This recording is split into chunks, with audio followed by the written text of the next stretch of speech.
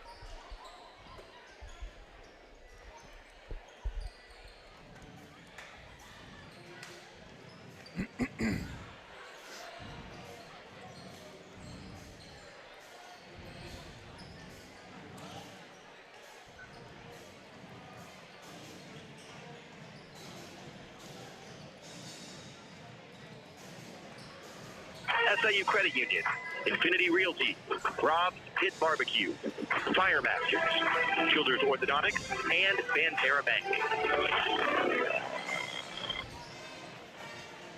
It's time for the Carterville Lions on NewsRadio WJPF. Here's Scott Hudson and the voice of the Carterville Lions, Dave McKenzie.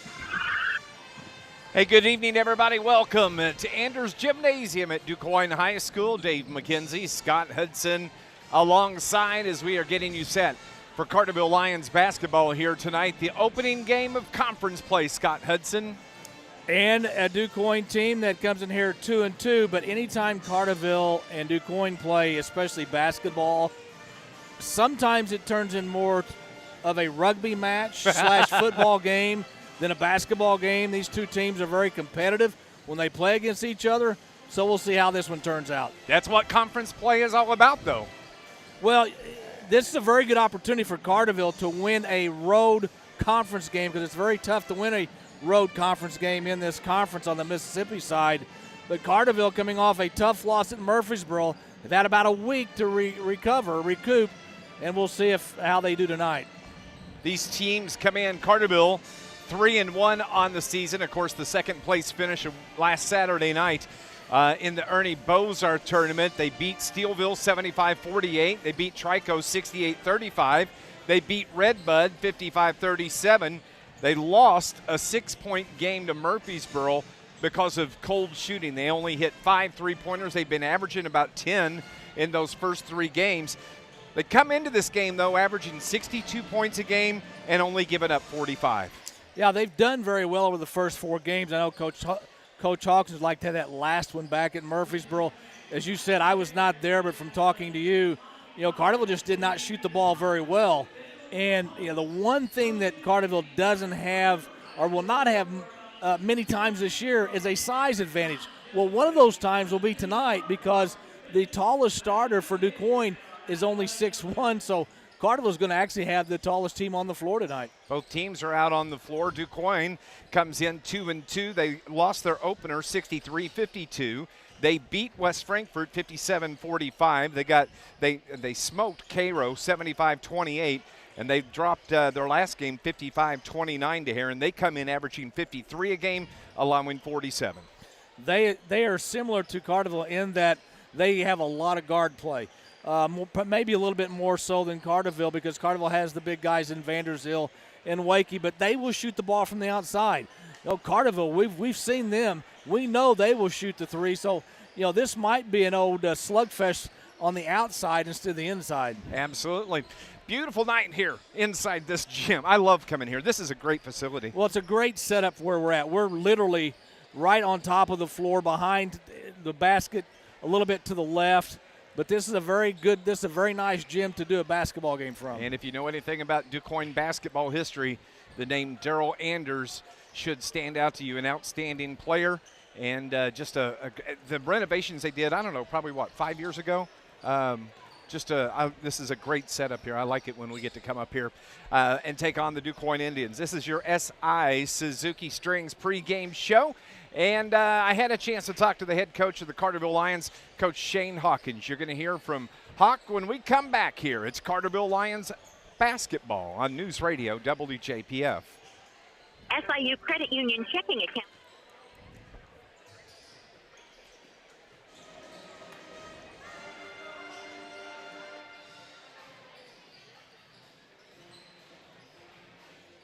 What's that?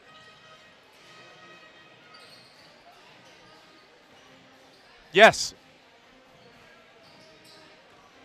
No, it's a very, very low ceiling here. It's exactly what you're looking at.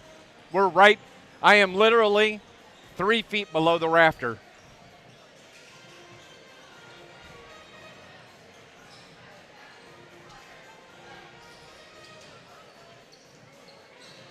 Yep.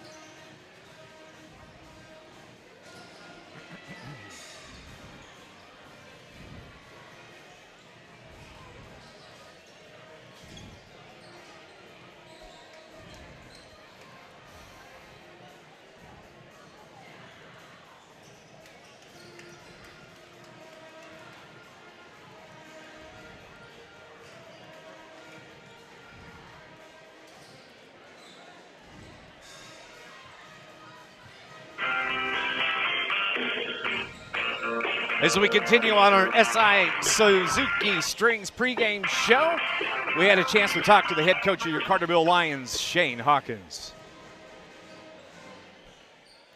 As we continue on our pregame show, Coach Shane Hawkins joining us and kicking off river-to-river conference play tonight, Coach. Yeah, it's a whole different level. Once you start playing conference games, and we say this every year, it doesn't matter the sport, doesn't matter the level. Conference games are different. They just are. I mean, you play them twice every year, and you know teams, you know players. They've been scouted more. You're scouted more in conference games, and rarely you have blowouts in conference games unless somebody's really, really bad or somebody has just a phenomenal night. But typically, you have close games because you're just so familiar with them, and it doesn't matter. Last year doesn't matter. Players, you're familiar with them, and I think that a lot of times kind of dictates kind of the way the game goes. And tonight it starts at DuQuoin, and just historically, especially playing at DuQuoin, they're typically a close game, maybe one of the most physical games that you see all season. Yeah, and been that way for a long time. I mean, it's hard to win on the road. It's really hard to win a conference game on the road. I mean, again, at any level, at any sport. Conference games are fun. It's just a whole different element. The games are, you're just so familiar with people that they're a little bit more physical. Sometimes you have to execute, but sometimes so well that it's not the set that gets you. It's just making a basketball play. And, it's teams who can do that typically are pretty good in the conference. Last week, 4 games in 1 week to start. You've had 4 days of practice coming in. How'd it go? I thought we had a good week. We were able to slow down. We were able to we had 6 practices with everybody before we went and played. And even the 2 practices last week, Tuesday and Thursday, they were more in preparation for the next day. And there's a couple different ways you can look at it. You can kind of put things in and until you can as quickly as you can and find that gap to you, and you can go back and slow down and reteach and get the nuances of it. Or you can go really, really slow in the beginning and then not have as much stuff in and not be prepared for a lot of things. So it's kind of that double-edged sword of which one you do. And they went box to one on us last Saturday. We've had 6 practices. I had a feeling we would see that at some point. I was really hoping it wasn't last week, and we weren't prepared for that, and that's on me. I kind of was picking and choosing some things that I thought we would see or be more beneficial in our practice that we had with everybody, and we still attacked it. We still we go 5 of 23 from the arc, or 5 of 24, and had good looks. So, it's good for our guys. They got a taste of it. They got a taste of being on a true road game, the game that meant something. They were playing in a championship game. Hey, Brian, take a break after this. Things didn't go our way. So it was a learning experience for our guys, and we talked about all week having to play with a chip on the shoulder, and we'll see if we brought that chip tonight. What do you know about this Quoin team? They're really athletic. They're just really athletic. They're different than they were last year. Last year they were so senior dominated. I mean, they had so many seniors, and they played the seniors, and they were playing Grinnell's system early, which they were 5 in, 5 out every 2 minutes, and they tried to press and wear you out, and it had some effect early. I think later, after kind of people started figuring it out and kind of trial by error week to week what people were doing with it. Later in the season, they kind of slowed the pace a little bit, and were playing their main 5 or 6 or 7 guys a little bit more. So you got a lot of guys out here tonight that don't have a whole lot of varsity experience for them, but they were good at the JV level. I mean, they were pretty good last year at the JV. They kicked us. I know they kicked us once, and they kicked us twice. They got really good athletes. They got really good athletes. They push it. They're going to guard. They're going to get up and pressure you. Maybe not 84 feet, but they're going to pressure you a lot. The thing that we kind of talked about is make it a basketball game. Don't make it a track meet. If it becomes up and down where there's no execution and no skill, we'll be in trouble. If we can make it a basketball game and we can make them guard action and we can pass and cut and make it a skill thing, then I like our chances. But they're so athletic that as soon as it becomes up and down and becomes really chaotic, it favors them a lot. Well, good luck. We'll talk in the postgame. All right, thank you. People's National Bank has 2 great CD specials for you. A 9-month CD at 2% APY and a 15-month CD at 2.5% APY. Come in today to take advantage of this limited time offer. Stop by any People's National Bank location.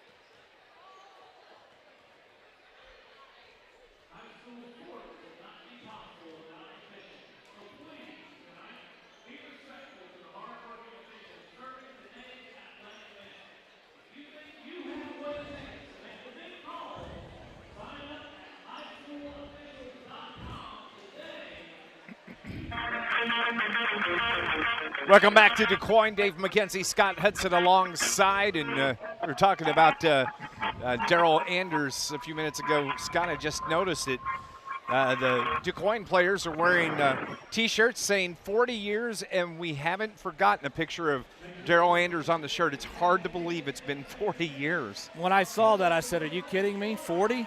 My It's gosh, been that long? I'm still only 32 years old, and I still remember that. That's amazing. I'm not going to say how old I was 40 years ago, because people will start doing math and figure that out. I know. But yeah, it's great that somebody like that is still remembered today for the type of person and the type of player he was here in DuQuoin. Both teams are out on the floor right now going through their final warm-ups as we're just a couple of minutes away from the tip-off here at DuQuoin. Carterville needs to get off to a good start tonight. I think so, and this Carterville team, senior laden, they should not. This team's not going to or should not get rattled by anything.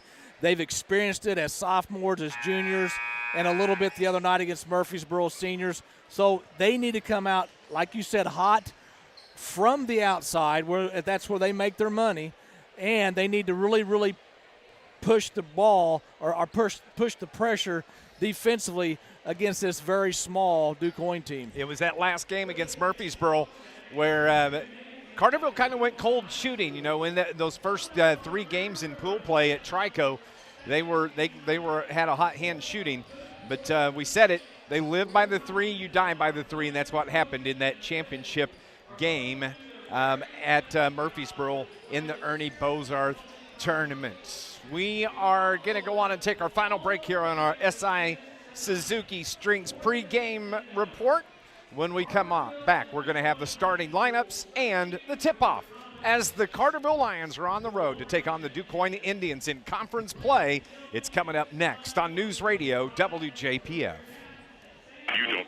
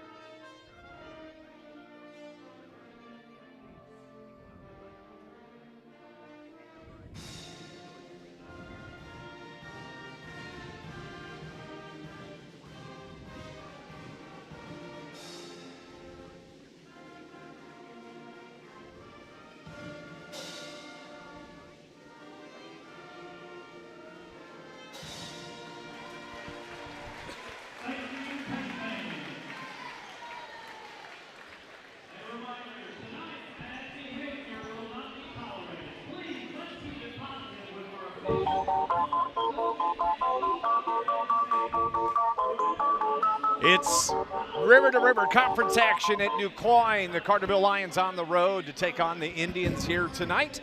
And a nice crowd is gathered here at the gymnasium at DuQuoin High School as we are just a couple of minutes away from the tip-off here between the DuQuoin Indians and your Carterville Lions. Of course, Carterville, the road team tonight, they're going to be wearing their road orange uniforms tonight with the blue, navy blue letters, and it'll be for Coach Shane Hawkins, the same starting lineup we've seen over the course of the first week. Number 21, Caden Hawkins, the 6-foot senior.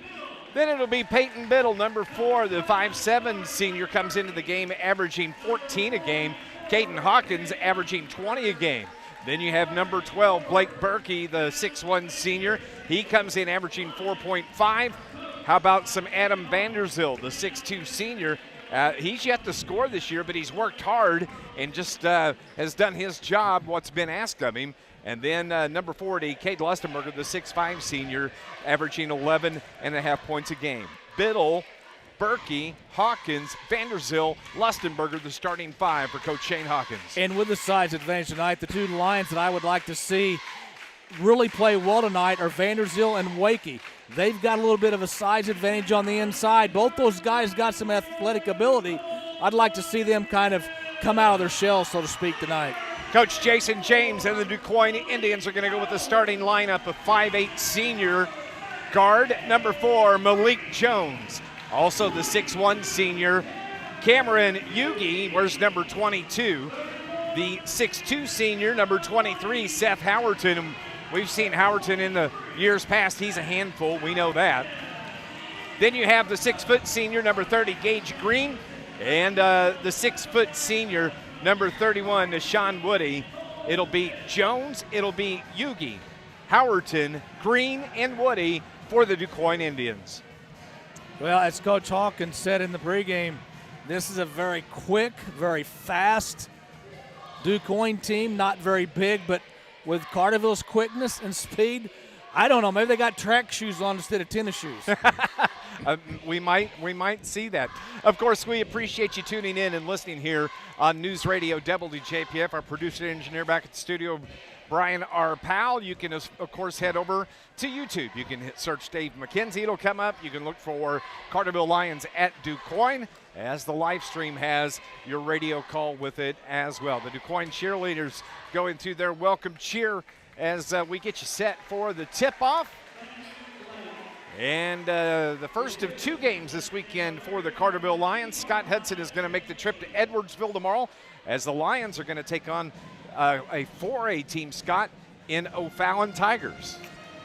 Well, when they say you only get better by playing bigger schools, I didn't know we were going to be playing a 4A. I mean, I knew O'Fallon was 4A, but that will be quite the test tomorrow at Edwardsville. But I think it's the type of team this Carterville team needs to play to get better as the season goes along. Kick back and relax. We're getting you set for the tip-off, as it's going to be Cameron Yugi that'll jump against Cade Lustenberger. And Yugi, who stands 6'1", going up against the 6'5", Cade Lustenberger. The ball is in the air, and we are underway. Carterville moving right to left on your radio dial in the orange uniforms as Peyton Biddle takes the ball across the timeline and works to the left wing and throws it up top now to Lustenberger. Right wing it goes to Blake Berkey. He drives, finds Lusty on the left wing. His three-pointer's short, and the rebound controlled by Gage Green for the Indians. Quickly into the front court, it's Yugi. Now they work it around to the right side. Now Sean Woody has it there. Top of the key, it goes to Jones, and they work around to the left side. Left wing, reaching in, slapping the ball away, but still controlled by the Indians. Up top to Jones, now right wing to Howerton. They just go back and forth around the perimeter, left to right, now between the circles. With the basketball is Woody. And to the right wing now to Yugi. Yugi holds, has Vanderzeel on him. Carterville showing a zone to open things up. Ball slapped out of the hands of Jones. He gets it back over to the left wing. 3 is way short. Blake Berkey, the rebound for Carterville. No score here early. Outlet pass down low. Adam Vanderzeel gets his first point for 2022 to start this game off. Ask and you shall receive. Carterville's up 2-0 as the Indians have it now. Over on the left wing. Up top it goes, around the perimeter to the right wing. To Yugi, down low, fed to the post, down on the right low block. He's bumped by Berkey. Berkey takes the ball away from him. Turnover to Quoin. Carterville's taking it the other way. Berkey across the timeline. Reverses at the top of the key. Kicks it to the corner. Now left wing. 3 from Peyton Biddle. Off the mark, and a rebound for the Indians. Here come the Indians, rather. To the right wing, a 3 put up from Yugi is off the mark. Ball's tipped around, but DuQuoin controls the rebound as Malik Jones slows things down. 6 minutes remaining. Carterville leads it 2-0. Indians basketball, moving left to right, feed down to the left low block, waits on the defender. Nice job to let the defender flash by. Gage Green picks up the bucket. Yeah, Biddle tried to slap the ball out of his hands, and the DuQuoin player ended up scoring. 2-2 ball game, a 3 from Cade Lustenberger. Oh, just off the front of the rim, no good. And the Indians with the rebound. 2-2 ball game. Just off the left circle is Howerton. Now they work it around toward Yugi, who's on the right wing. Vanderzeel on him defensively still. Now they work it around to the left wing. That's Woody. Woody holds up top. It goes to Gage Green. Now to the right side to Jones. Nice feed to the post, but is tipped away. Carterville had the ball and forced the turnover, but then they turn it right back over. So 2 turnovers now on DuQuoin, 1 on your Carterville Lions. Just a bad break. Vanderzeel did a nice job of getting his hand there and deflecting the ball away, but it hit Biddle right in the leg and out of bounds. Feed on the inbounds, and a foul is called on the Indians. It's going to be on Yugi that picks up his first foul. A couple of scores. After 1 quarter, Carbondale leads Marion 17-11. And after 1, Cahokia leads Centralia 17-8. 2-2's our score here at Andrews Gymnasium. Caden Hawkins breaking down the D and into the front court. Right wing 3 from Blake Berkey is just a little short. Carterville's cold shooting here early on in the first 3 minutes of this contest. 4:55 remaining. 2-2 ball game, Indians basketball. Over on the left wing, Yugi controls, gets it to Howerton, and now they bring it to the right wing to Nyshawn Woody. Up top it goes to Malik Jones. Jones against Peyton Biddle, around to the left wing. Carterville's doing a good job keeping them out of the paint. Howerton controls, left-hand dribble once, pulls up, gets it to Woody, and now Jones has it. To Howerton, now they bring it top of the key. DuQuoin showing patience that we haven't seen from a DuQuoin team in a couple of years. Yeah, they can't get anything going on the inside because of their lack of size, and Carterville's doing a very good job with their perimeter defense. Just not giving them an access to the paint at all. And the 2 times they've tried, it's been picked off just like it was right here by Caden Hawkins. The other way, the right-hand layup is good from Caden. Well, he's like a cat, or like a mouse waiting for that cheese. Hawkins is just so good and gives Carterville a 2-point lead. 4-2 with 3:55 on this first quarter clock. The ball's tipped out by Peyton Biddle. Carterville forces another turnover. Outlet pass. Biddle drives the baseline, finds her way to the rack, and lays it off the board and good. Nice job by Caden Hawkins with that long full court pass down to Biddle, and Biddle got it to go in. 6-2. The score. Carterville's up 4, 3:30 remaining. Jumper from mid-range from Yugi, no good, and Biddle gets the rebound. He's going to take it himself into the front court. Skip past left side, finds Vanderzeel. He pulls up at the block, throws it to Biddle. Biddle drives the lane, tried to get the little right-hand floater to go, and he got fouled. So Peyton Biddle, who comes in averaging 14 points a game, is going to have a chance to shoot 2 free throws, as it was Cameron Yugi that just picked up his second foul. I thought Vanderzeel made a nice play. He got the ball in the front court, looked like he had a one-on-one that maybe he could take advantage of. He got shut off, and instead of forcing a bad shot, he kicked the ball out and let Carterville run their offense. Biddle misses the first free throw, has 1 more coming. Second is in the air, and it's good. 3 in the game for Peyton Biddle, 3 of the 7. Lions are up 7-2 with 3:17 remaining in the first quarter. Adam Vanderzeel comes out for the Lions.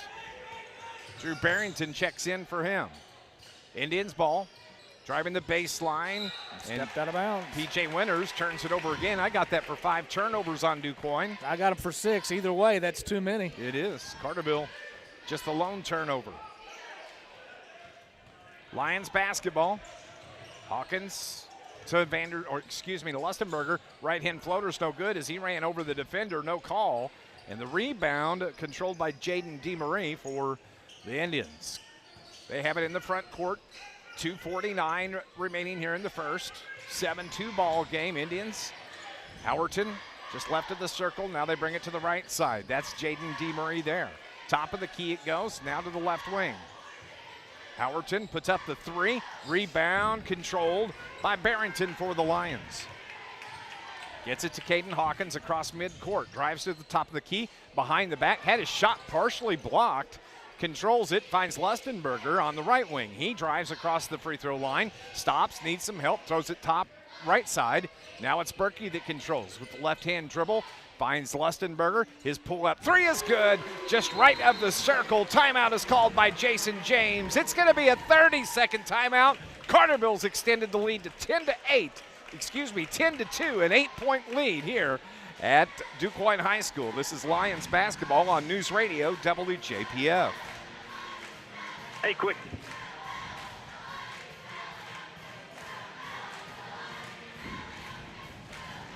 Okay.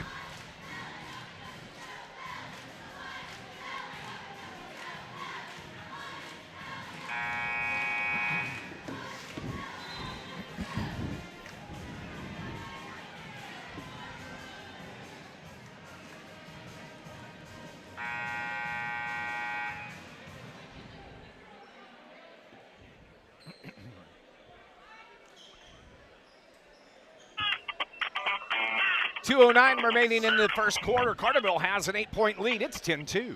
Well, after starting 1 for 5 from the field, Carterville has hit 3 of their last 4.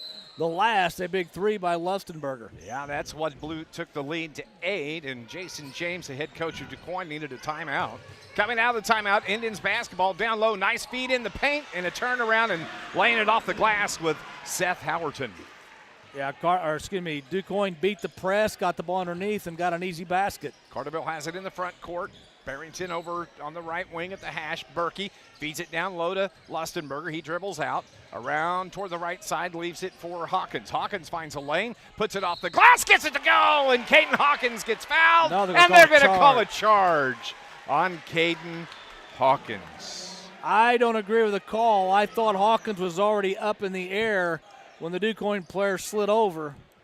But as usual, my opinion doesn't matter. We say that every game. I know. Every game, Scott Hudson. Kind of like being at home for me. Indians trail by 6, 10-4 with the ball. Howerton has it, forces his way into the paint, tried to dump it off, and Carterville slaps a hand on the ball, gets it back, forces the turnover the other way. The left-hand layup is good from Drew Barrington. Barrington can run the floor with the best of them, and he showed there. He's got some speed. 12-4 the score. Minute 5 remaining in the opening quarter. Indians, the home team, left to right on your radio dial. Over on the left wing, P.J. Winters. Now they bring it back to the right wing to DeMarie. DeMarie holds, needs some help, drives to the baseline, and is bumped by Barrington. It's going to be the first foul, team foul, on the Lions, and that belongs to number 11, Drew Barrington. Barrington played quite a bit of the JV game, so we know he's loose. Braden Wakey comes in. Let's see here. Who else we got? Crane. We've got Maddox Crane on the floor. Indians jumper from about 15 is good from Eli Maynard. Now they've hit their last 2 from the field after their timeout. 12-6 the score, 35 seconds remaining. Lions ball. Jumper from Hawkins. He has the touch, gets it to fall. And Caden Hawkins with 4 in the game. I'll tell you what, he's fun to watch, isn't he? Yes, he is. 22 seconds as we're ending the first quarter. Indians with the ball, though. DeMarie throws it to the right wing. Now it's P.J. Winters that holds with 10. Now 10. Now to the left wing. Shane Hawkins parking at his D. Indians holding for the final shot. DeMarie on the right wing. Head fake and a foul is going to be called on Maddox Crane of the Lions. Crane got just a little too close to the Indian that had the ball, and when that player made the move, Crane got his arm on him. 1.6 for the Indians to get a shot off here before the end of the quarter. Triggering is Eli Maynard from the right corner. The baseline shot is no good, and that's how we end the first quarter. Carterville leads the DuQuoin Indians. It is 14-6. We're heading to the second. This is Lions basketball on News Radio WJPF.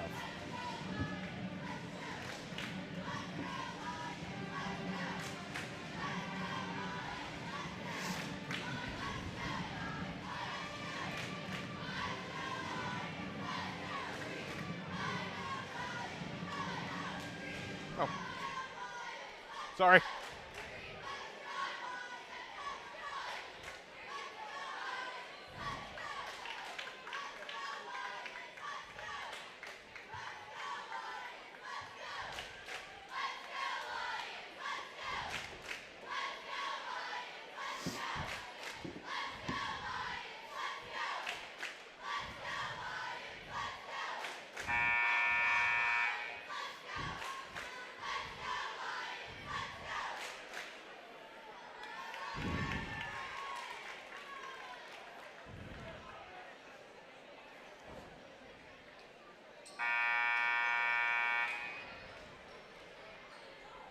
14 to 6 our score as we head to the second quarter. 54% from the field for the Lions, 37% for the Indians. Indians the ball to start play here in the second. As it's back to the starters for Coach Jason James. Back and forth across the top of the key between Woody and Malik Jones. Jones now dribbles around to the left side. They reverse positions. Woody now over on the right wing to Eli Maynard. Maynard hit a big bucket just a few minutes ago for the Indians. Woody holds it now to the right wing, back to Maynard. To Woody, top of the key between the circles. Carterville still in that zone. 3 from the right wing, no good, out of bounds off of the Indians. It's going to belong to your Carterville Lions. Now, Quoin looked a little befuddled with that zone. They really could, they could not get the ball to where they wanted, and Coach Hawkins switching things up a little bit here in the second quarter. Caden Hawkins drives the ball into the front court. Now Barrington skip pass right wing to Hawkins. He has it, now brings it back the other way. Berkey's going to launch the 3 and buries it from the left wing. Blake Berkey in the book. He's got a big 3. I'll tell you what, the big 3, Biddle, Hawkins, and Lessenberg are going to need some help from the outside, and Berkey might just be that guy. Second 3 of the game for the Lions. The lead now up to 11. It is 17 to 6. Between the circles, Woody. Now to Malik Jones. Jones, the senior, 5'8". Woody, a senior as well, the 6-footer. Over on the left wing, that's Maynard that dribbles around with the right hand. Gets it to Jones. He holds, needs some help, reverses to the right wing. That's Woody that takes over. Back to Maynard. And they're not able to get it down, but they do finally to the big guy, and that is Dwayne Wilmington. We saw him in that JV game. He's a good ball player. Yeah, he is. So now they've got a little bit of size on the inside that they didn't have to start this game. Yeah, Dwayne Wilmington shows 6'1", but he looks a little bigger than that. We have a whistle and a foul. That is going to be on Carterville's Peyton Biddle, the first on Biddle, the third team foul on the Lions. Murfreesboro leads Massac County 12-4 at the end of the first quarter. Wow, that would be an upset. Yes, it would. Maddox Crane gets the ball to Little Hawk. Now they work it around. Crane is going to fire the 3. His is off the front of the iron. Ball's tipped around, not controlled yet. Crane gets it back, takes it to the hole. Left-hand layup is good from Maddox Crane. Sometimes you just have to be in the right place at the right time. He was 19-8 with 5:40 on the clock. Lions are up. Jones throws the ball away. Hawkins takes it the other way. To the rack. Easy off the board and good for Caden Hawkins. 6 now for Caden Hawkins. DuQuoin has as many points as they do turnovers. 21-8 is our score. Down to the left corner. Feed down to the low block. Wilmington dishes. Jumper from Maynard's no good. Lions get the rebound. Braden Wakey pulls it. An outlet pass. Maddox Crane on the right wing. To Berkey, just off the right elbow. Needs some help. Tried to get it to a cutting Maddox Crane. The ball's given back over to DuQuoin, and here come the Indians to the right wing. That's Maynard now right from the free throw line. Yugi. Did that fall? It went in. Okay. It bounced about 5 times and finally went in. I had to look at the pronunciation there again. I've lost my place. You thought you were calling an NHL game, didn't you? It is spelled Hugya. Cameron. He's a senior. And every year I have to, write it down. I just can't remember, but it's Yugi. Lions basketball just below us to the left on the side. 21-10, 11-point lead. 4.5 till halftime. Coming up, we'll have our first Mid-Bank and Trust halftime report. Update scores from around Southern Illinois. Update you on this first half of basketball. Maddox Crane dribbles around to the right wing. Indians playing man-to-man D. They kick it to Vanderzeel. Vanderzeel drives, throws the pass, and it's out of bounds off the Indians, and Carterville caught a break there. Well, they did, and Vanderzeel beat his man, got to the baseline, should have gone ahead and taken it. Yep. Instead, he tried to hit Biddle for the three. He is not a selfish player. He's always trying to pass off, but he had the open shot there. Yep. Peyton Biddle dribbles around the top, kicks it to Crane. Crane thought about the three, has to dribble out. Takes it to the baseline, and a push foul from behind. It's going to be called on Malik Jones, I do believe.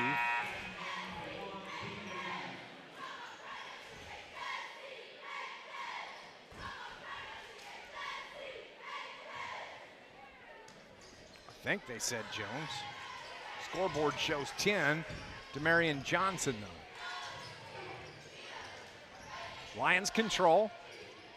Barrington over to the right wing. Biddle. He got an opening, and he got fouled. No foul called, but he got bumped.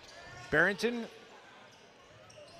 from the block finds an open Biddle. His three way too strong. But Lustenberger, the rebound, his putback too strong, and he gets his own rebound. They control. Carterville's hitting the boards well here in this first half. Lusty, a head fake to the paint, puts it up, in and out, no good, and the rebound to the Indians. 3:20 remaining, 21-10 still. Over on the right wing, Gage Green to the right corner to Winters. PJ dribbles out, throws it up top. Back to Winters on the right wing. Barrington on him. Now they bring it around to the left side. That's where the Indians control. Demarion Johnson, or excuse me, not Johnson, Gage Green dumps it down low to Wilmington. They turn it over. Here go the Lions the other way. Look at him taking it to the rack. The layup from Biddle's no good. That was just a little short on that layup. Game's got a little bit out of control right now for both teams. 21-10 still. Trying to feed the ball into the paint. The foul from behind on Maddox Crane. That's going to be 2, as the intended receiver on that pass was Demarion Johnson. Carterville's missed their last 4 shots from the field. Quoin has only taken 4 shots in this second quarter. 14-6 the score at the end of the first quarter. It's 21-10 as Wilmington checks out for the Indians. Baseline is where the ball is, just below us. PJ Winters will trigger. Gets it in to Johnson. Johnson on the left wing. Oh, nice crossover dribble. Kicks it to the right corner. Couldn't be controlled by Winters. Another turnover. Giving it back to the Carterville Lions. Yeah, that's 10, and Carterville's got to start taking advantage of these Indian turnovers and try to build on this 11-point lead. Carterville really should be up by about 15 or more right now. Maddox Crane checks out. Blake Berkey back in for Shane Hawkins. Barrington gets it to Berkey on the ring, on the right wing. Throws it to the left baseline. The 3 from Peyton Biddle, who's having a cold shooting night here tonight. Indians get the rebound after the miss. Winters dribbles around, got some help. Now they work to the left wing, to the left corner. Step back 3 is good from Eli Maynor. 5 in the game now for Maynor. And that cut the lead, 21-13. Over to the right wing. Berkey, top of the key, now left side. Baseline drive by Biddle's good as he gets the layup runner to go. 5 now for Peyton Biddle. Yeah, that stops 5 straight misses from the field for the Lions. 10-point lead, 23-13. Minute 44 remaining in the half. Dave McKenzie, Scott Hudson at Anders Gymnasium. Over on the left wing, Indians control. Up top it goes to Maynor. Maynor now to PJ Winters. Winters to the right wing to Seth Howerton. Howerton pulls up the dribble, has Lustenberger on him, finds Green. Green drives the baseline and gets Biddle, and a bump foul is going to be called on Carterville's Peyton Biddle. Got him just a little bit with the hip. This Lions broadcast brought to you by Charlie's Air Conditioning and Heating in Carterville. Punctual service, 5-star satisfaction, and the experience that comes from 40 years in the business. Find out more at charliesairandheat.com. 1:22 remaining. Carterville's up 23-13, the 10-point lead. Indians ball, though. They get it to the right wing. A jumper from the 3-point line. No good. Berkey gets slapped in the face, and a foul is called on Seth Howerton of the Indians. Good job of Berkey to hang on to that ball as he's clubbed in the head. This Lions broadcast brought to you by Stephen Rich's Barber Styling. It's a full-service salon on Division Street in Carterville. And they are open Tuesday through Friday from 8 until 5, Saturdays from 8 until 2. Caden Hawkins breaks down the D, takes it across the timeline, throws it to the right wing. Berkey drives to the low block, off the glass, and good for Blake Berkey. Good job by Berkey to avoid the contact. He kind of slid to his left and kissed it off the glass. He's got 5. Carterville's up 25-13. Indians basketball. Up top it goes. Now to the right wing. Down low to the post. And stepping out of bounds was P.J. Winters to give the ball back to the Lions with 51 seconds remaining in the half. Lustenberger will take it across midcourt. Left-hand dribble, crosses over, reverses, spins to the left wing. Pulls up the dribble and gets it to Peyton Biddle, who's pushed from the side, and that foul is going to be called on Gage Green of DuQuoin. A couple of scores. At halftime, Carbondale leads Marion 32-19. At half, Heron over Benton 28-18. Thought that might be a pretty good game, the Benton-Heron game. Yeah, Benton's undefeated as well. Hawkins drives to the top of the key, gets it to Lustenberger, just left of the circle. Finds Hawkins, head fake, jumper, top of the circle, banks it home for a 2. Caden Hawkins with 8 first half points, 27-13 with 17 seconds remaining here in the half. On the left wing, Indians control. They get it over to Winters, now right wing it goes to Green. Green, top of the key to Malik Jones. They work it around to Winters. They're 7, 5, 4, 3 on the clock. Are they going to get the shot off? No, they are not. And that ends the first half of basketball. Good first half for the Lions. They hang 27 points on the board, and they hold the Indians to just 13. 27-13 our score. Stay with us. Our first Mid-Bank and Trust halftime report is coming up next. This is Lions basketball on News Radio WJPF.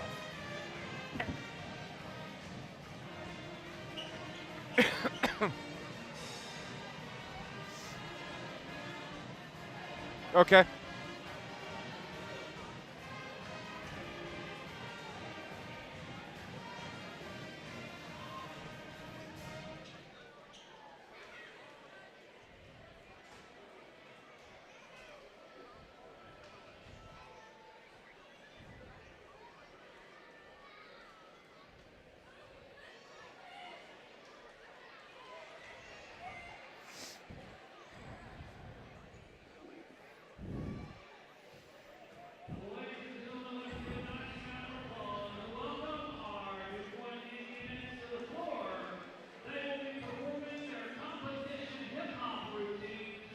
Okay.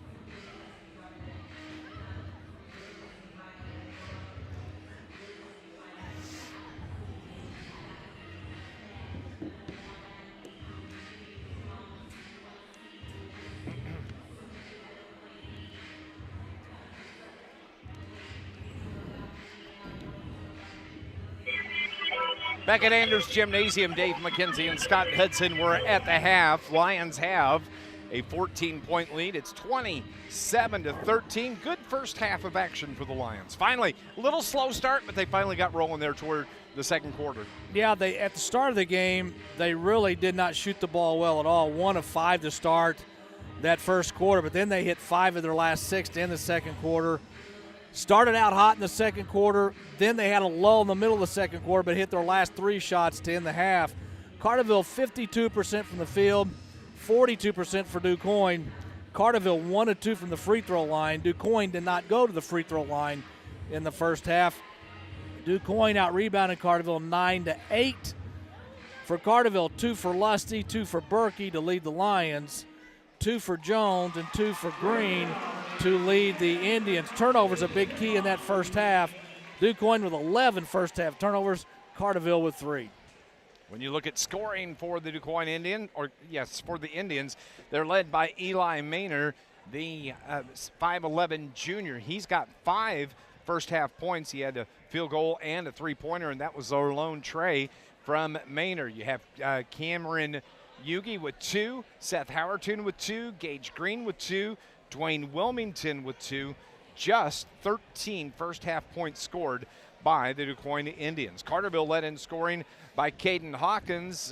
He's got 4 field goals, 8 points to lead the Lions. Blake Berkey with 5. He's got 1 of the 2 three-pointers. Cade Lustenberger has the other three-pointer. He's got 3 points in the game.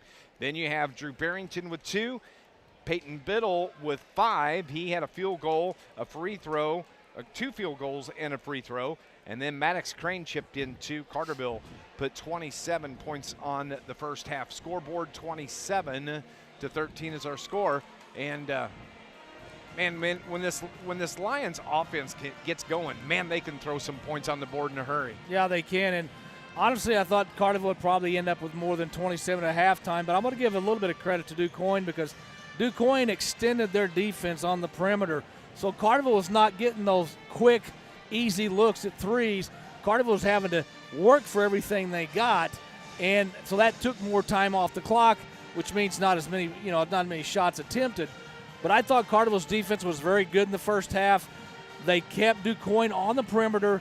Carterville used their size to their advantage, not to let anything, happen in the paint offensively for DuQuoin, and I think Carterville's in a really good position right now. 27-13 our score. It's our First Mid-Bank and Trust halftime report. We're going to go on and take another break. We'll continue here on News Radio WJPF.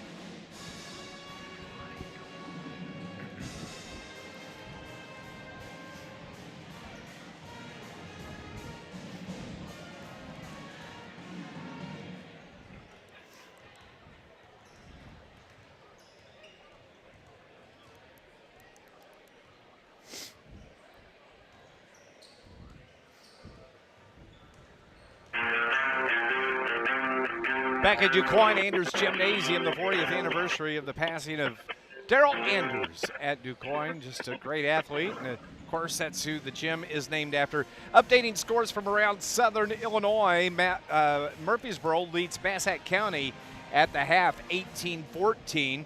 Heron over Benton at the half, a 10-point lead, 28-18.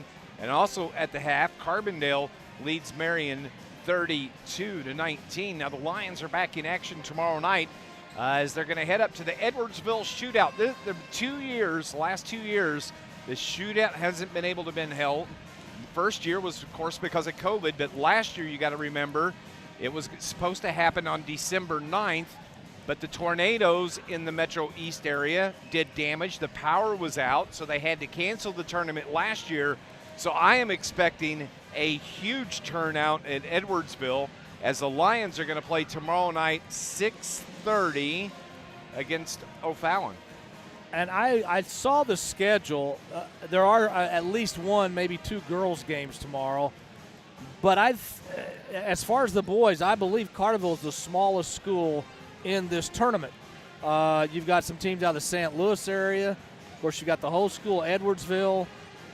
There's going to be some really, really good teams up there tomorrow. So if you get a chance to go up there, not only support the Lions, but maybe go up a little early and stay a little late and watch some really good basketball. Absolutely. Just a little programming update on you. I will not be able to make the trip tomorrow night as I have to call John A. Logan games. Scott will be flying solo tomorrow up at Edwardsville.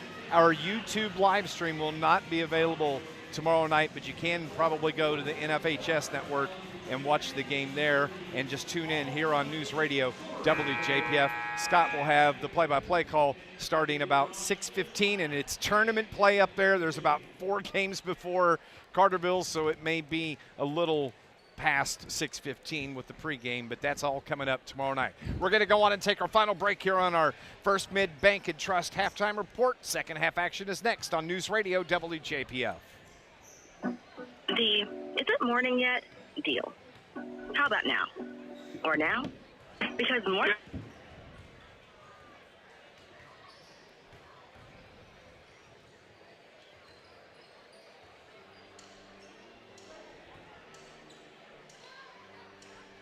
Tomorrow night, no. You won't start till 6:30.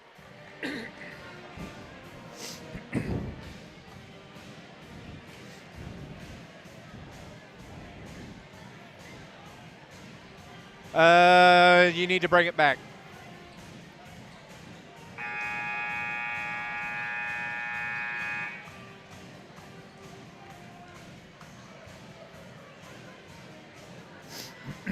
All right, bub. Hey, everybody online. Happy Friday to you. Thanks for watching.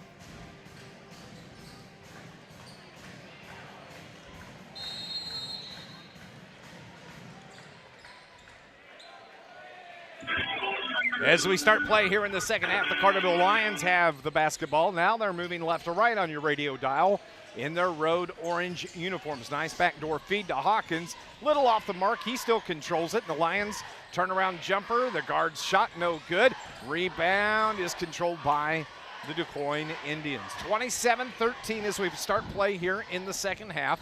Indians their first possession of the second half. Over on the right wing as Nyshawn Woody gets it into the paint. Ball's on the floor, and Kate Lustenberger just rips it out of there, turns it over. And here come the Lions to the left baseline corner.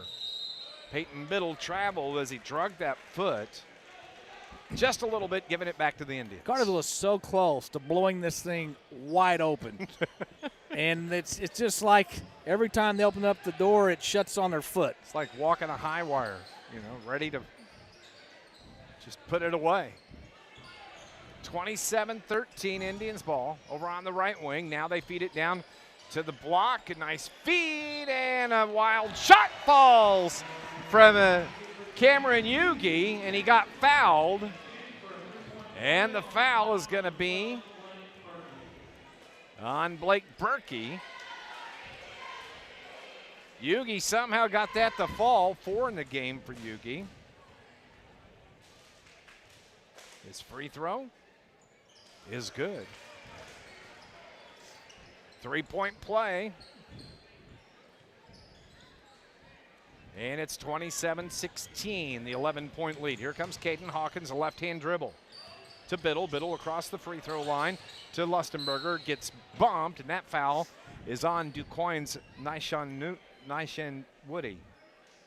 I really thought for DuQuoin to maybe get back in this game, make it closer, they probably should put Wilmington back in, because when he was in there, he was an inside presence that Carterville had to pay attention to. Little wider body. Yeah.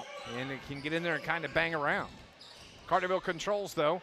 Hawkins puts up the three. He got fouled, but the bucket won't fall. And so Caden Hawkins will go to the line to shoot three, and that was on Malik Jones that picks up the foul on Caden Hawkins. Caden, 8 first-half points. He's going to be shooting 3 free throws, and the first one is good. 9 now for Caden. Comes into the game averaging 20 points even per game. Of course, was all tournament at Murfreesboro at the Ernie Bozarth. And Dave, I heard that if Murfreesboro won that, or if Carterville won that last game, you were going to make all tournament. Oh, that would have been outstanding. And he just goes up there and pops 3 right in a row. 11 now for Caden, and a whistle and a foul on Blake Berkey. Yeah, silly foul right at mid-court. I'm back. 30-16 is our score. Indians are going to have the ball on the side to the left. Malik Jones takes the inbound pass, steps across the DQ logo at midcourt, traveled with the basketball, and gives it right back to the Carterville Lions. And, Dave, how many times have you seen this in a sport? Sometimes you play either up to or down to the level of your competition, and I think that's what's going on right now with Carterville. It happens a lot as Caden Hawkins winds up sliding across the floor. Blake Berkey with a nice drive to the bucket and banks it off the board. 7 now for Berkey, 32-16 Lions. I think if Carterville would drive to the basket more, that's going to open up that three-point shot a little more. 16-point lead. As the Indians have it, they work it to the left corner. Head fake by Woody. Now Jones takes over on the left wing. Bounce pass, tried to get it into Seth Howerton, and they turn the ball over, and then they reach in and foul. And it's going to be on 23. That's Howerton. Seth just picked up his second. Third team foul on the Indians. Lions a chance here to really blow it open, and Lustenberger drives. Hands the ball to Berkey. He dribbles with the right hand. Got it to Biddle. A little sloppy, but here comes Lustenberger. Right hand layup. Oh, just short. Pulled up short, and a rebound controlled by Yugi for DuQuoin. Well, you won't get an easier look at the rim than that. Gator arm on that one. Down on the low block. Ball is stolen by the Lions. Here comes Peyton Biddle to the rack. Puts it off the glass. Too strong, and Yugi the rebound for the Indians. Boy, back-to-back bunny shots missed by the Lions. Down low, Howerton kicks it to the right wing. Step back 3 behind the arc is off the mark, and the rebound by Caden Hawkins. Outlet pass, Peyton Biddle to the hole, gets the bucket, and he's going to go to the line to shoot 2 free throws. Yeah, Carterville's had a tough time at the rim in the last 2 possessions there. I mean, that would have been a heck of a basket if he could have got it to go after he got fouled. Nice Sean Woody picks up the foul. Peyton Biddle. Did he get that? Nope. Short-armed it. He is 2 for 3 from the line. He's got 5 points. Checking out the game for the Indians, Seth Howerton. Peyton averaging 14 points a game.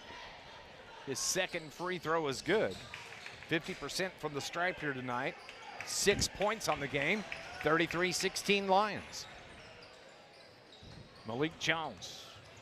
Head fake, now kicks it to Yugi. His 3 was an air ball. It goes out of bounds, giving it right back to the Lions. In this third quarter, DuQuoin has attempted 3 shots in the field, and they have 4 turnovers, so it's not been a good quarter for the Indians. Only 3 points scored, but they've got 5 turnovers here in the second half. They've got 16 for the game. Hawkins takes it to the hole and gets the runner there. 13 now for Caden. PJ Winters to Yugi. Now to the right wing. Long 3, way off the mark, but the putback rebound is good from the guy Scott was talking about a while ago, Dwayne Wilmington. Yeah. He just adds a dimension to this Indians team that they don't have when their starters are on the floor. PJ Winters picked up his first foul. 5th team foul now on the Indians. It's Lions broadcast brought to you by Steve and Rich's Barber Style Inn, a full-service salon on Division Street in Carterville. Open Tuesday through Friday from 8 until 5, Saturday 8 until 2. Peyton Biddle into the paint, got fouled, and Peyton will go to the line to try and improve on his 50% free throw line shooting. And P.J. Winters Eli Maynard picked up the foul. That's the 6th team foul. Couple scores real quick. After 3 quarters, Carbondale leads Marion 40-25. In the third, Heron leads Benton 30-24.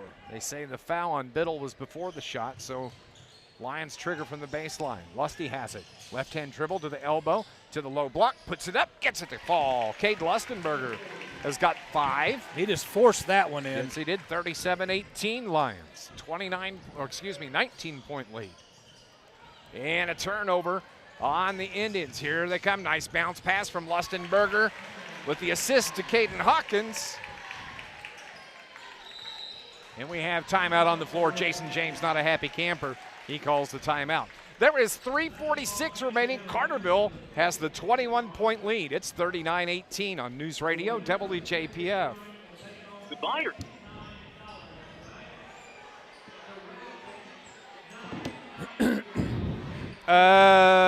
60.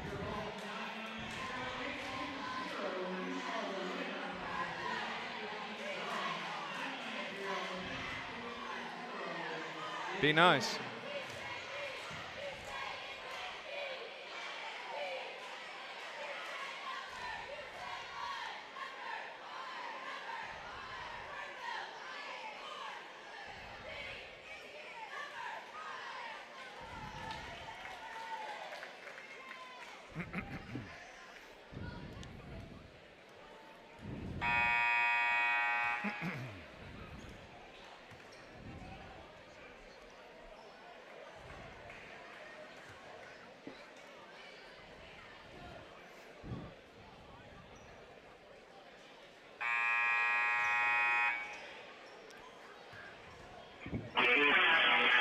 .346 remaining in the third quarter. Lions lead at 39-18.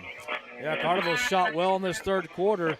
They've hit 4 of 7 from the field, and Dave, Carterville only has 2 threes in this game. They've been averaging about 10 per game.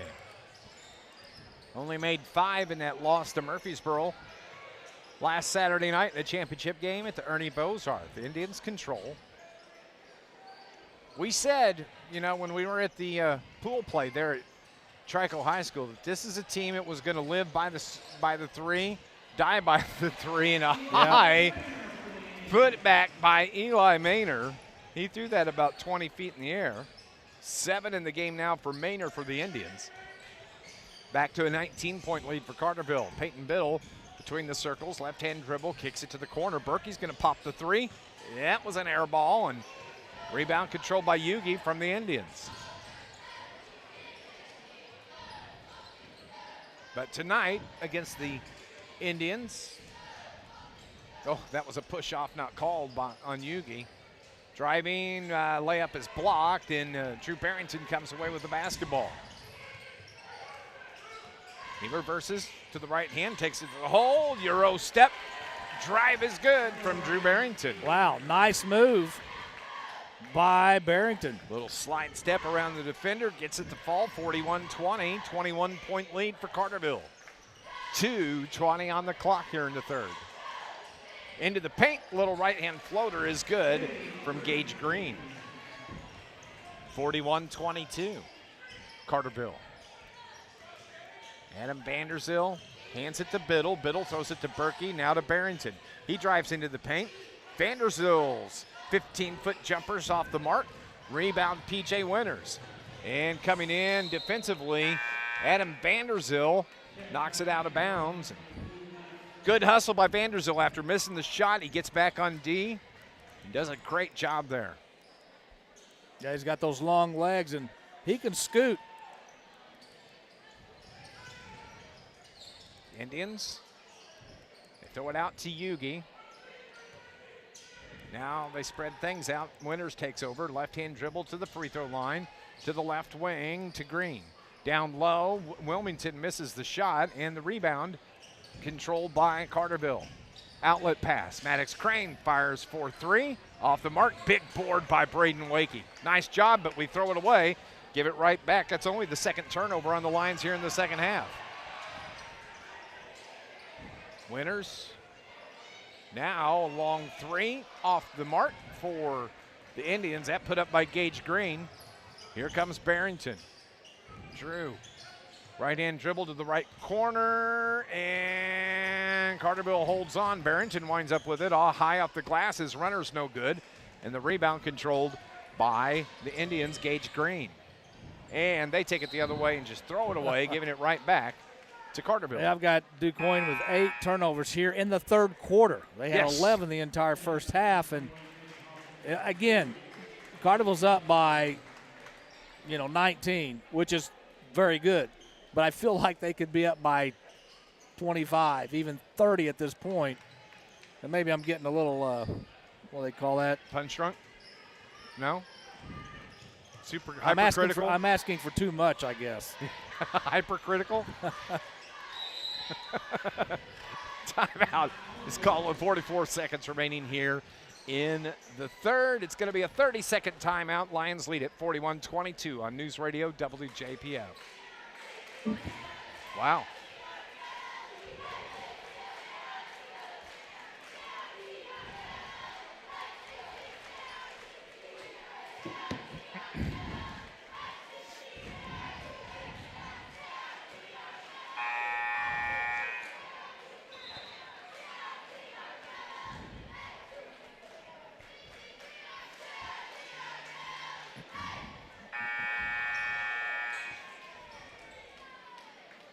Scott Hudson has a basketball update for us. Actually, 2. 5 minutes left at Carbondale. Carbondale leads Marion 43-36. After 3 at Heron. Heron 37, Benton 36. 41-22 here at DuQuoin with 40 seconds remaining. Lions the 41-22 lead. Carterville has the basketball. Lustenberger to Hawkins, back to Lusty. Head fake 3 into the free throw line. Finds open Maddox Crane. His 3 is off the mark, and rebound, P.J. Winters for DuQuoin. 21 seconds remaining. Long 3, buried from the top of the key. Great shot from Eli Maynard. That's his second three-pointer. He's got 10, and it's 41-25. That's their second 3 of the game. 7-6, 5 on the shot clock. Caden Hawkins at the end of the third kicks it to Lustenberger. 3 at the buzzer. Good! Cade Lustenberger hits from the right wing. 8 points hit for Cade, and that ends the third quarter. 44-25. Carterville has the lead. We're heading to the fourth here on News Radio WJPF. At Ron Ward Chevrolet in Heron, we are teaming up to bring you the best deal on your next vehicle. At Ron Ward, we always have over 100 cars to choose from. You can shop our entire selection at RonWardChevy.com. Come test drive your next vehicle, and we'll have the car and keys ready before you arrive. Now that's teamwork. So come see our team at Ron Ward Chevy in Heron. We support all of our Southern Illinois athletes. We wish you all the best. Ron Ward Chevrolet. Just great deals and low prices. Ron Ward Chevrolet. Hi, welcome to the UPS store. Yeah, I'd like to ship this package. Great, I can help you with that and every other ing. Did you just say every other ing? Printing, packing, copying, faxing, freighting, any ing your small business needs. Shred. Yep. Mailboxing. Uh-huh. Notarizing. That too. Wow, that's really some ing. Now you're getting it. The UPS store. Every ing for small business. And of course, shipping. The UPS store franchise locations are independently owned and operated. Services, pricing, and hours may vary. See Center for details. This Lions broadcast is brought to you by the International Brotherhood of Electrical Workers, Local 702. IBEW, Local 702, dedicated to providing a better lifestyle for members, a better life for all. DuQuoin 50% from the field. Carterville 42% as we start the fourth quarter. 44-25, Carterville has the lead in the first conference game of 2022-23. Indians the ball, though, to start playing the fourth, driving over the defender, and a charging foul is called on Malik Jones as he ran over Braden Wakey. Wakey saw it coming. He said, well, I'm not moving. And he drew the charge. And that is now 9 turnovers in the second half for DuQuoin. I said Jones. That was actually Sean Woody.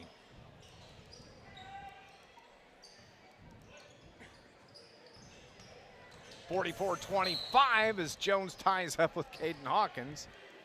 And Malik comes over and offers a hand to Caden. They're chatting. Carterville's already in the bonus. Caden breathing hard, Malik Jones breathing. Those guys are tired. They wear me out. That foul on Jones is the 8th team foul, so that's going to put Caden Hawkins at the stripe, shooting the 1-and-1. He's got 15 in the game. First one is good. 16 now.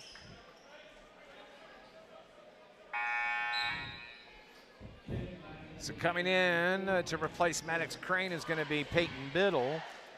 So on the floor, it's Vanderzil, Braden Wakey, Peyton Biddle, Lusty, and the shooter, Caden Hawkins, who hits the second free throw. 17 for Caden, 46-25, the 21-point lead. It's been a long time since Carterville's had a blowout win over DuQuoin in basketball. Especially on this floor. On this floor, exactly. Last year, it was an overtime winner for the Indians, 56-55. From the right elbow, the jumper is good from Seth Howerton. Of course, last year, in that overtime win for the Indians, they didn't have to see number 21 for Carterville either. No, they didn't. He missed the first 18 games of the year, and a bump foul is called on Nyshawn Woody. That's going to be foul number 4 on the senior. And now Cade Lustenberger will go to the stripe to shoot the 1-and-1.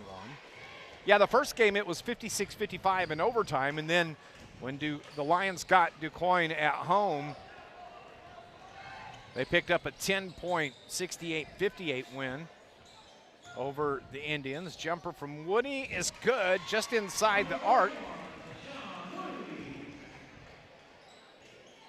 That's his first field goal of the game, 46-29. They've hit 4 of their last 5 from the field. Vanderzil, baseline, pulls up, gets it to Hawkins. They feed it to Lustenberger, looks to find the cutter, takes the shot and gets fouled, and Nyshawn Woody just fouled out of the game.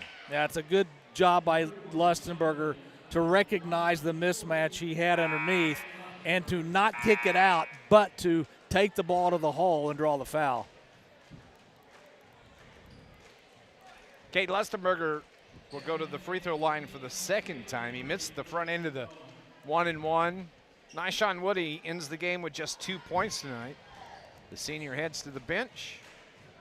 Cade Lustenberger's free throws way short.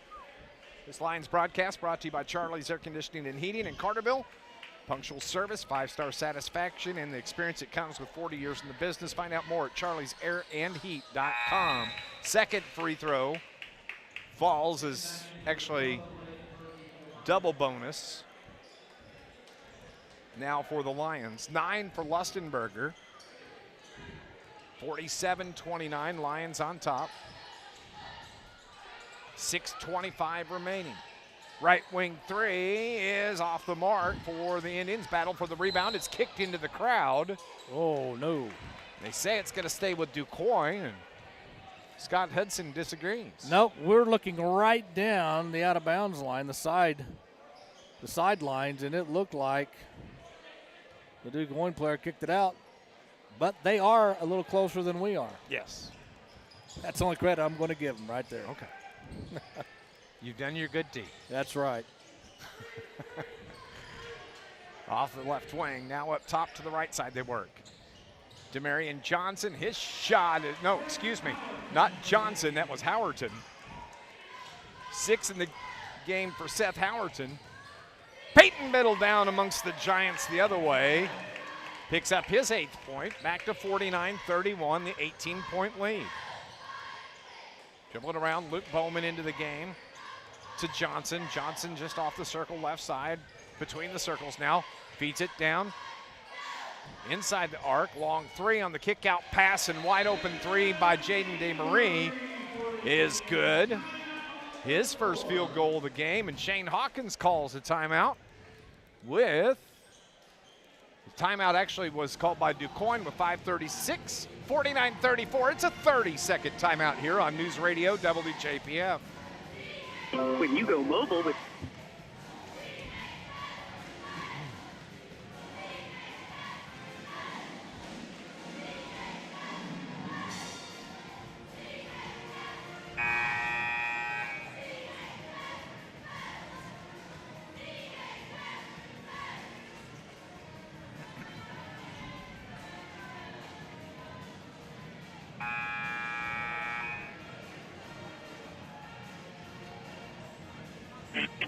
Coming up after the game, it'll be our Rob's Pit Barbecue postgame show. Shane Hawkins will join us.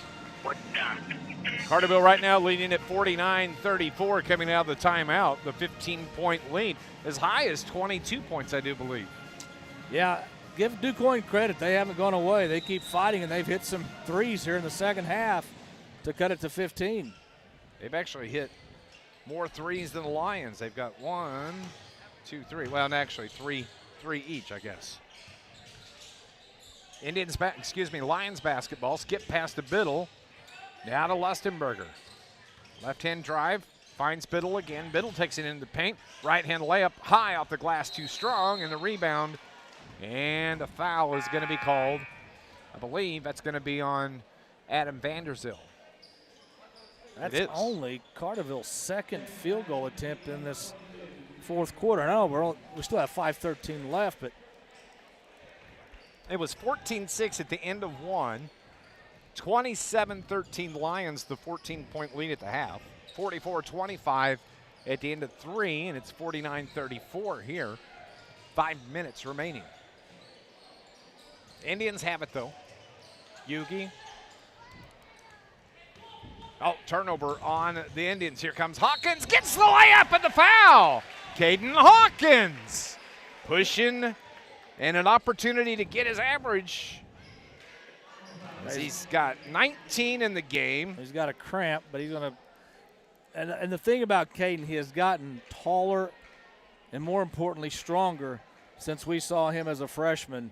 And that's the type of play there where strength comes into play because he was able to score with a guy draped all over him. He's gotten thick, hasn't he? Yep. I have too, but it's around the middle. From Dairy Queen, we know what did yours. Can't deny that. Murfreesboro trails Massac County now 31-29 at the end of the third. Wow. Caden's free throw out and back in. Caden's got his average. It's 20. 52-34, 18-point lead, and the Indians turned it over the other way. They're 10th unofficially here in the second half. Caden Hawkins gets bumped all the way down the floor by Jaden DeMarie. It's the first on DeMarie. So Caden will go to the line to shoot the two as the Lions are in the double bonus. Caden does not play football, but he looks like he's been in a football game. He looks like he's been in a fight. Yeah. And he won, by the way. Yeah. First free throw. A little bit short. DuQuoin has only had one free throw tonight. They made it, but only one free throw in this game. That was by Yugi when he completed a three-point play back at the early second quarter. Caden Hawkins' second free throw is good. 21 for the senior. Adam Vanderzil checks out, gets a hand slap from his buddies on the bench to our right. Shane Hawkins shouts instructions to his defense. 4.5 remaining in the game. 53-34 is our score. Head fake by Jones. Reverses, now gets it over to Green. Green to the right corner, and a foul called on Carterville. Nope, they kicked the ball, wasn't a foul. I believe that was Blake Berkey that may have World Cup'd it right there. Feed into the paint. Nice job dribbling around the defender from Seth Howerton. 8 for Howerton. 53-36. Caden Hawkins drives it into the front court. Left-hand dribble, kicks it to Biddle. Now Biddle's pass is picked off. That's the third turnover on the Lions the other way. The shot blocked by Cade Lustenberger, but the Indians control.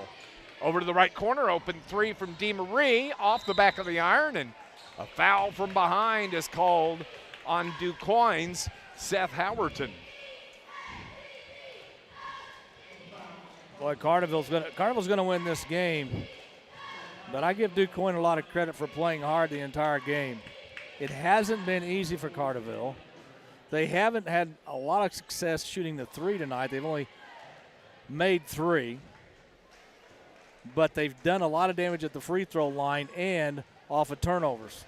And as I say, they've done damage at the free throw line. Cade Lustenberger misses one, so I'll shut up. Number 40 trying to get to double digits. His second free throw. A little short. The putback is good, though, from Caden Hawkins as he went over the back and got the rebound. 23 for Caden now. Indians with it. And a whistle and turnover on the Indians. Yep. I have DuQuoin for 23 turnovers. Don't forget, Lions' next conference game is next Friday. We're going to be on the road at Nashville. And then they'll be playing at Carbondale, a non-conference game next Saturday. Hawkins' three is no good. Rebound controlled by the Indians, out of bounds. It's going to stay with the Lions. So next Friday night, heading to Assembly Hall in Nashville for another conference game. Carterville will be 1-0 in the conference against Nashville, probably one of the favorites to win the Mississippi division. They lost a lot off of last year's team, but the cupboard isn't bare. I mean, Nashville, Pinckneyville are going to be very good. I understand Pinckneyville got a kid from Steelville. Of course, Steelville finished 4th last year, and they got one of their kids. So it's going to be a tough battle in the Mississippi. That's Harris, isn't it? Reed Harris, is that right? From Steelville. Turnaround jumper from Lustenberger's good. Cade's in double digits now. He's got 11. Just over 3 to play here. 57-36, the 21-point lead. Carterville's done a good job just keeping that lead right around 18, 19, 20. Jones, Malik, crossover between the legs. Step back jumper now is buried from the top of the key from Seth Howerton. He's a good ball player. He's got 11 in the game now. Had 2 first-half points. Got 9 here in the second. The ball's thrown away, and it's a turnover on the Carterville Lions. Yeah, Lustenberger threw the ball out of bounds, but Hawkins thinks that Lustenberger's arm was hit as he was throwing it, and therefore I thought it was tipped, actually.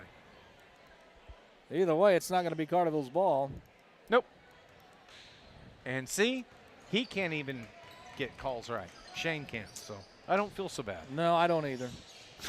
Jones bangs one off the board, no good. Lustenberger, another rebound. He's had a good game on the boards tonight. And a foul is called on Malik Jones, and he doesn't agree. He said he was pushed off on by Cade Lustenberger. Now they're going to call the foul on Lustenberger. They changed it? I guess they did. Wow. Well, okay. So Cade's going to come out of the game. Parker Poole comes in to replace Cade. 57-39, the 18-point lead.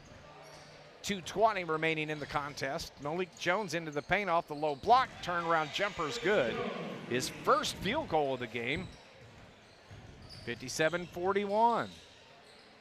Drew Barrington, the head fake 3. Dribbles around, gets it to Maddox Crane. Crane now back to Barrington. To Poole, who gets hit from 2 side, no call. Open 3 for Barrington is good. 7 in the game for Drew. 60-41 at 19-point lead. Just a minute 40 remaining. Coming up, our Rob's Pit Barbecue post-game report. Jump ball. And the possession arrow gives it back to the Lions. I really like this. I really like Poole.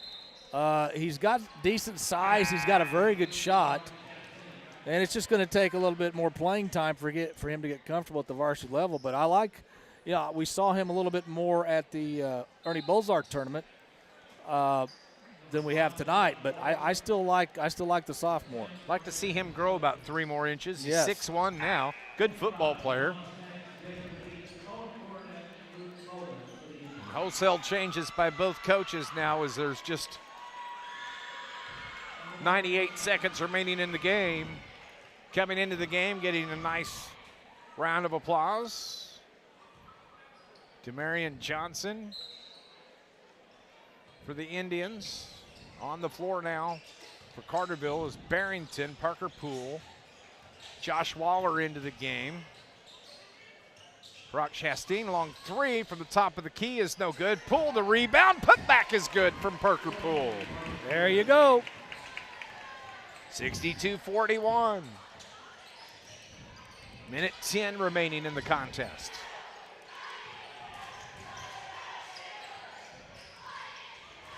Luke Bowman, now to Johnson. Johnson back and forth. Now they work it to the left side of the circle. Driving is Jacob Eaton into the game. Now it's Bowman that controls. 50 seconds. Carterville's going to be 1-0 in the conference, and they turn the ball over, give it back to the Lions the other way, to the hole, to the rack. The shot is good from Brandon Skelcher. Zan Guthrie's coming into the game, replacing Parker Poole. Xander, the 6'6" junior.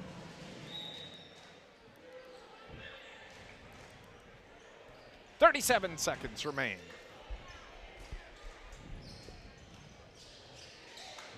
In the paint, trying to get a shot. Ball's on the floor.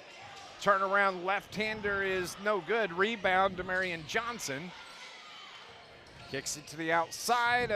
Ball's thrown away. Turns it over. And the Lions are going to take over, and they'll hold to close out this game. 15 second-half turnovers for the Indians. They had 11 first-half turnovers. Carterville's basketball as time winds down. 7-6, 64-41 is the score. Carterville scores 20 fourth quarter points, and they win it 64-41. They are 4-1 on the season. They are 1-0 in the Southern Illinois River-to-River Conference, the Mississippi Division. And 64-41, the final score. Stay with us. Our Rob's Pit Barbecue postgame report is coming up next on News Radio WJPF.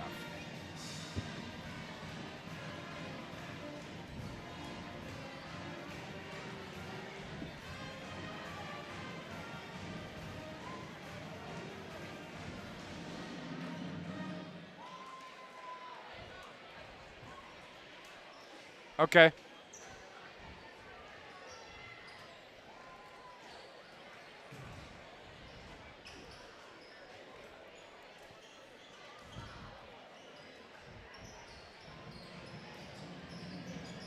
Better set us up for 3 breaks, I just imagine.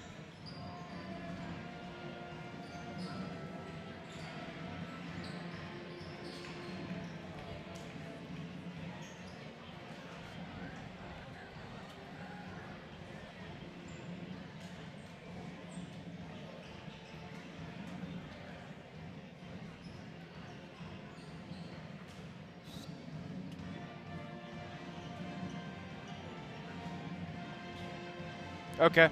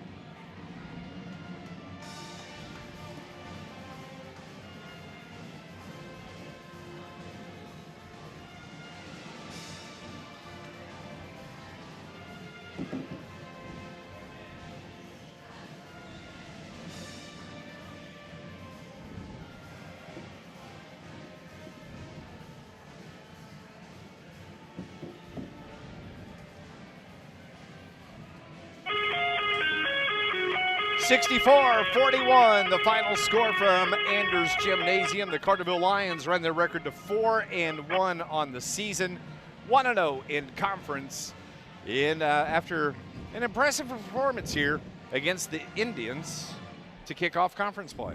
A workmanlike performance, Absolutely. A blue-collar lunch pail performance tonight, because I thought Quoin played very hard. I thought Carterville struggled at times in the first half shooting the ball, but I think in the end the better team won and the talent won out. Carterville shot 53% from the field for the game, 50% for Quoin, who they were only shooting 42% at halftime. Big advantage for Carterville at the free throw line. Carterville 10 of 17 from the free throw line. Quoin only 1 of 1. Rebounding, Quoin out-rebounded the Lions 22-14. 4 rebounds for Green to lead the Indians, 3 for Lustenberg. You say, well, how can Carterville only have 14 rebounds? Quoin turned the ball over 26 times, so they weren't getting as many shots as they normally would. So 26 turnovers for the Indians, 8 for the Lions. When you look at the scoring for the Indians,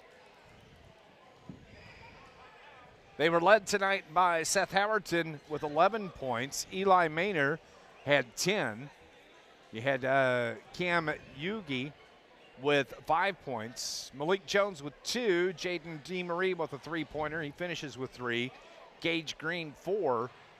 Nyshawn Woody with 2. And Nyshawn fouled out there in the fourth quarter. And Dwayne Wilmington finishes the game with 4 points.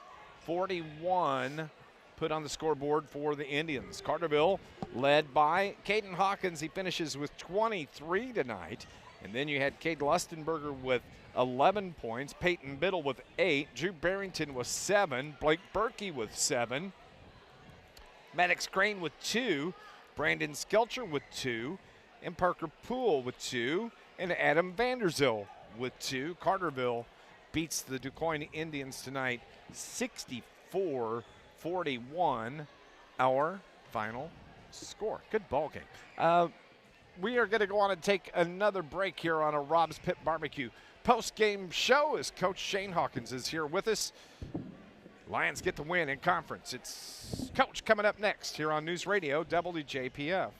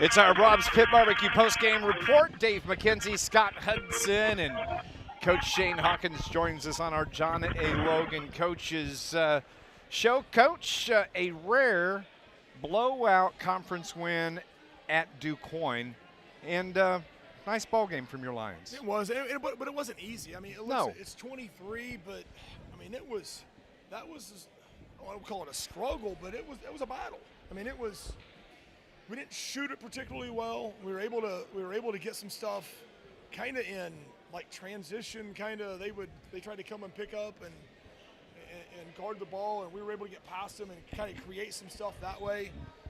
Didn't run a whole lot of stuff. It was kind of just a funky. There was really no flow offensively. It was kind of up and down, but as far as kind of being organized and running stuff, it wasn't that night. And they did a pretty good job of trying to pressure and get us sped up, and we're pretty good at that. We can make plays at that pace. I thought we were pretty good defensively. We lost Green a couple times, lost Maynard a couple times, and those guys were catch and shoot guys. But I thought we did a pretty good job off help. Did a pretty good job in the paint and made them. I mean, Howard hit a couple of jumpers, and 22 hit a couple of jumpers, and we were going to live with that. So to come and get a road win, we'll take it. And I thought in the first half, Coach, that Quoin did a very good job of not giving you any open looks from beyond the arc. They forced you to go inside, and because of that, I thought you did a very good job of getting points inside the arc tonight. They're really athletic, and they don't have great size, so they're going to use their athletes and get out and pressure. And so it made it kind of hard to catch the first pass or the second pass. But it opened up some stuff to beat them on penetration or beat them on cuts to get stuff to the rim. And I thought we did a pretty good job of. It was slow trying to figure that out early. I think the first 3 or 4 minutes was like it was 2-2 or 4-2, and we couldn't ever. But once we figured it out, I thought we did a pretty good job of attacking it. I think the one thing for us offensively in games like that, I think sometimes we got to the paint. I don't know if we kicked it out to shooters well enough. I think we got some stuff to the rim that were kind of tough shots, and it's kind of tough twos or easy threes. I think with our guys, we have to kick for the uncontested threes. And again, we're a work in progress, and it's always a lot more fun to keep that work in progress after a win. Coach, tomorrow night you're going to go to Edwardsville, going to be playing. You like playing these kind of games where you're going to go up and face a team that's a bigger school, good size, good strong program, because it's a tool you can use for later in the season. I've just never, and I go back to the old 80s and 90s when Georgetown and Syracuse would start out 15 or 16-0, and they would play 7 bye games or 8 bye games, and they never left the home gym, and they never played anybody, and then they got into Big East play and they struggled. And I just think you have to prepare your teams. You have to challenge your teams. You look at our schedule. We're not playing any gimmies. And you earn. I think if you're going to win a game, you have to earn it. And we got a great challenge ahead of us tomorrow. But it's one that will prepare us for later down the road. They've got big bodies. They've got good athletes. Obviously, play a 4A schedule. So we're going to have to be mentally locked in. And we're going to have to be ready to fight. We're going to have to be ready to challenge those guys, and I think we got guys that are ready for a challenge. And, Coach, I think with that challenge, the good thing about your team is you're a senior-laden team. These guys are tested. It's not like you're going up there with some sophomores and juniors. You're going up there with seniors. They know what they're in for. Yeah, and I probably won't schedule this game next year when we're going to be young, and not have as much varsity experience. But, you have older guys. You've got guys who have started from the time they were sophomores. You've got veterans, you've got older guys. They would rather play a challenge like that than go play somebody that they're going to win by 45 or 50. It's just they're wired differently. They want the challenge, and our goal is to go up there and prepare and go challenge them and see where we're at. How do we match up with a team that I think was 22-8 or whatever they were last year, and maybe won a 4A regional, but they're in that mix. How do we challenge? How do we match up with someone like that? So I'm looking forward to it. There's a really good game after ours. Peoria and Notre Dame and Chaminade. You're going to see some dudes in that game. So it's going to be a great experience, and it's one I'm looking forward to. 64-41, the final score here at Anders Gymnasium. Can you talk a little bit about Darrell Anders? Yeah, I remember. It's hard to believe it's been 40 years though. Yeah. So I was 7. I just turned 7, and we were at the EHT. We're at El Dorado, and he got sick during. I think he played 1 game, maybe played 2 games, and kind of got sick then.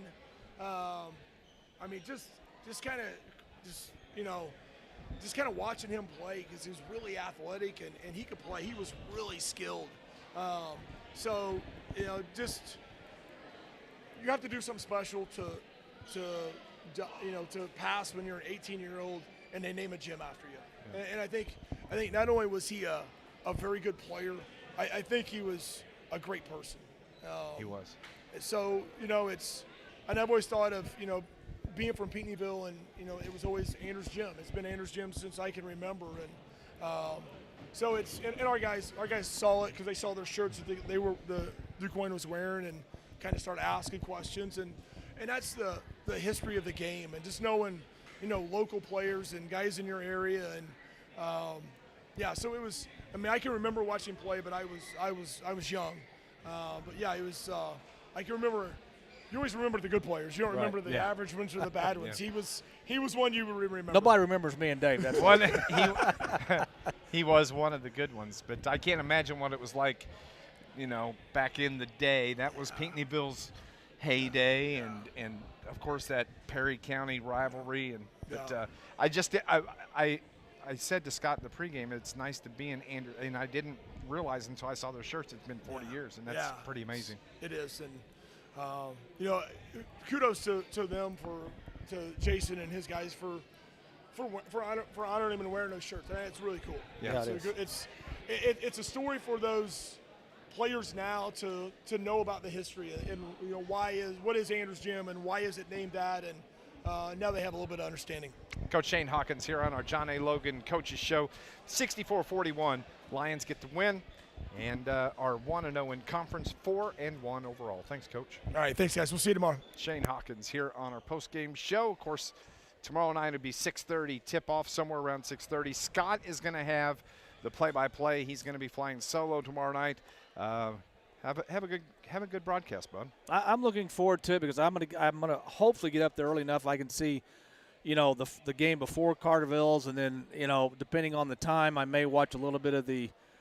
Game that Coach Hawkins was talking about. But I'm looking forward to it. New venue, new team, obviously. The Carterville's never played before. So, I'm looking forward to it. I tell you what, if I hate that I'm missing our Carterville game, but if that Chaminade Peoria game, those are players that you're going to see in D1 ball here in the next year or two. They play on those two teams. They're talented ball teams. Yeah.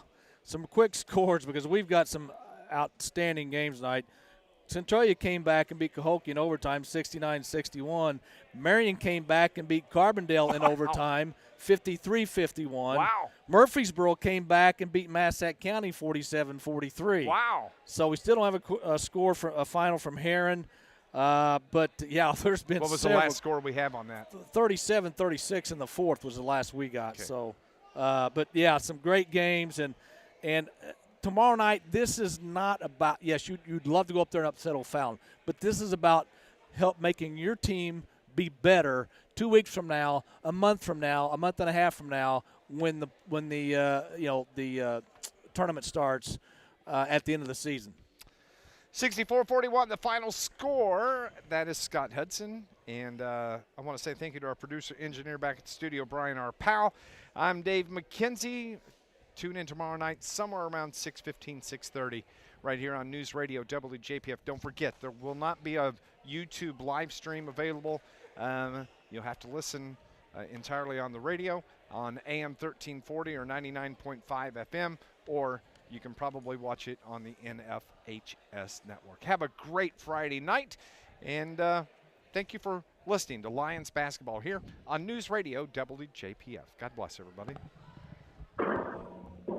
Thanks, bud. All right, good day, gentlemen. We'll see you in the morning, and then Childers Orthodontics. we'll see you later. All right, buddy. Rob Pitt Barbecue.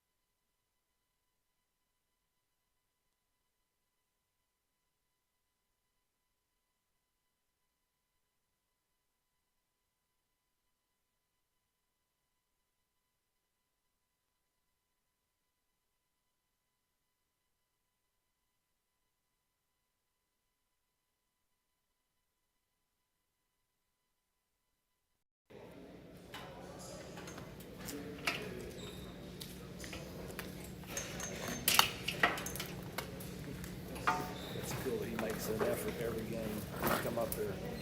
I love it.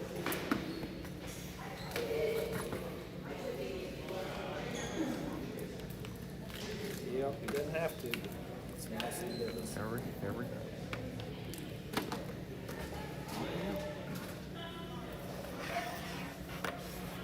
So, you know, I've been battling that gout. Oh, you have to? Oh, that's what you had? Yeah. Oh, I thought you just No. asked about your foot. No, it's gout. Oh, it is.